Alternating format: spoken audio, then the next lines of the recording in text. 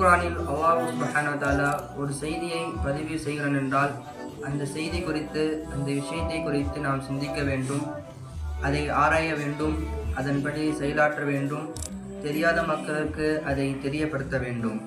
இந்த நோக்கத்தில்தான், இந்த சாராம்சத்தில்தான் அல்லாஹ் சுப்ஹானஹு வ தஆலா ஒவ்வொரு செய்தியும் பதிவு செய்கின்றான். அந்த அடிப்படையில் ரஜப் மாதத்தை குறித்து அல்லாஹ் தஆலா திருக்குர்ஆனில் பதிவு செய்யும் பொழுது அர்பஅத்து ஹுரும், சங்கையான 4 மாதங்கள் என்று பதிவு செய்கின்றான். துல்காதா, துல்ஹஜ், முஹர்ரம் தொடர்ந்து 3 மாதங்களையும் அடுத்து தனியாக ரஜப் மாதத்தை சங்கையான மாதம் என்று அவன் அறிமுகப்படுத்துகின்றான். ரஜப் மாதம் பெற்றிருக்கக்கூடிய மிக பெரும் சிறப்புகளில் சங்கையான மாதம் என்று அல் குர்ஆனே இந்த மாதத்திற்கு ஒரு சான்று வழங்குவதுதான் இந்த மாதம் பெற்றிருக்கக்கூடிய மிக பெரும் சிறப்பாக பார்க்கப்படுகின்றது.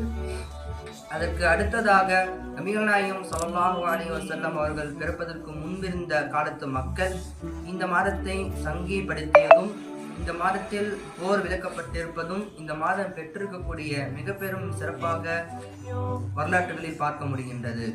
இந்த மாதத்தில் உங்களுக்கு நீங்களே அநீதம் செய்து கொள்ளாதீர்கள் என்று அல்லாஹ் தஆலா திருக்குர்ஆனில் உத்தரவிட்டிருப்பதும், இந்த மாதத்தில் நல்லமல் செய்தால், நன்மையான காரியங்கள் செய்தால் இரட்டிப்பான கூலியும் நன்மையும் வெகுமதியும், பாவமான காரியங்கள் செய்தால் இரட்டிப்பான தண்டனையும், கடும் குற்றம் என்று அந்த குற்றத்திற்கு தண்டனையும் இரட்டிப்பாக இருக்கும் என்பதையும் அல்லாஹ் தஆலா இந்த ஆயத்தின் மூலமாக நமக்கு தெளிவுபடுத்துகின்றான்.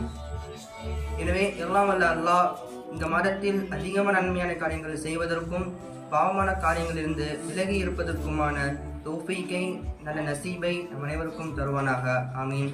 அஸ்ஸலாமு அலைக்கும் வரஹ்மத்துல்லாஹி தஆலா வபரகாத்துஹு.